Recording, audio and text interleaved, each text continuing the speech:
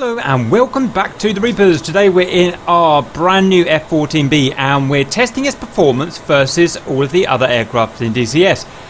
We've done at this point acceleration, low altitude speed, high altitude speed and maximum altitudes of two different kinds, and now we want to do climb rate. So we do this in two different ways. We first of all do a QRA type scramble, which is where we do a 3, 2, 1 go, power on, and we start the timer at go, and then we take off, we climb at 45 degrees pitch, or as near as we can get to it, and once we get to Angels 20 ASL, then we stop the timer. So that's the first test. The second test is we start from 600 knots below 1,000 feet, or as low as we can get.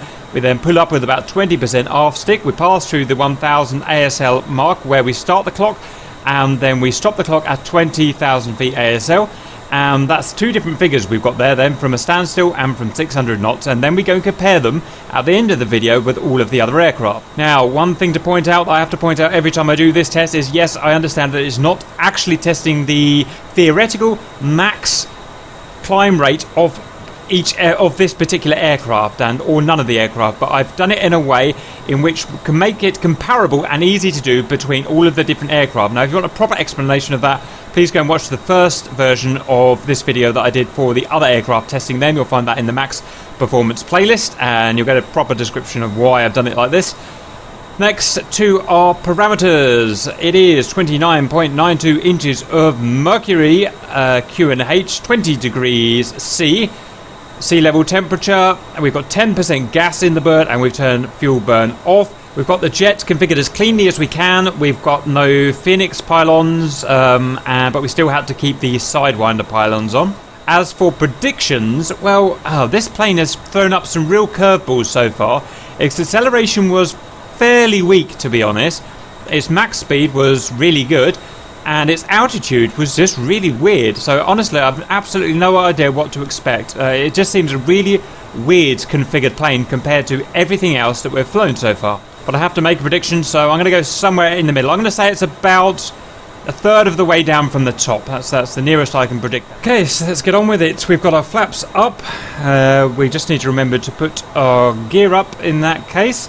We need to start from unspooled, so a part of the spooling is going to affect this first test, but that's just how we've been doing it. So let's go on 3, 2, 1, go.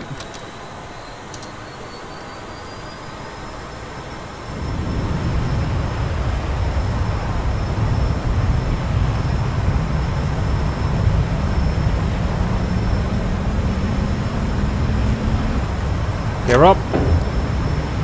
Up we go.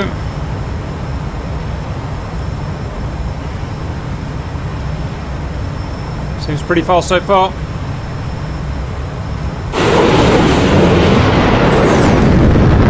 What a beast. 7,000 feet.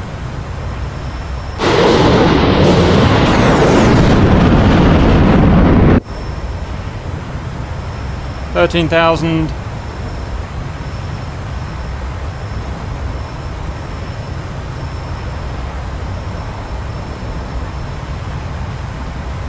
$20,000, that's that done. Now let's go and do the other test. I forgot to say that the wings are in auto sweep as well, so they'll sweep back as they need.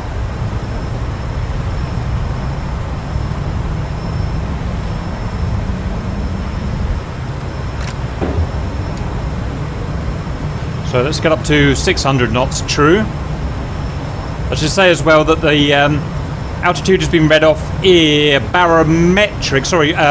by satellite in feet. And let's go.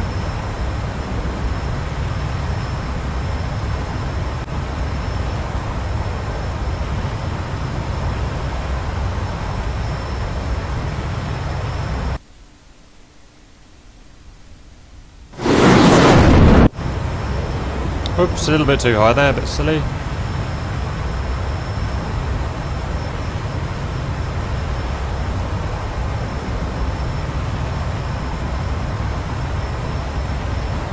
Okay, and that's that done. Right, that's the two tests done. Now let's get the data and compare everything. Okay, and then we have it. So first of all, climb rate from the zero, from the deck. Actually amazing, really good. F-14B, 57.68 seconds, and in fact that could have actually beaten the MiG-29A because we didn't get a decimal for it, unfortunately.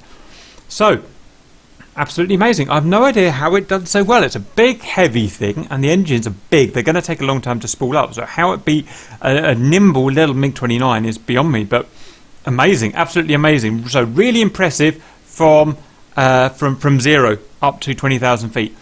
Next from 600, not quite as impressive, but in the top, just out of the top third, I'd say. So we've got the MiG-29s, the king of climb at the end of the day. F-15 close behind it. The AGS-37, God knows how it did so well from 600 knots, but it just did.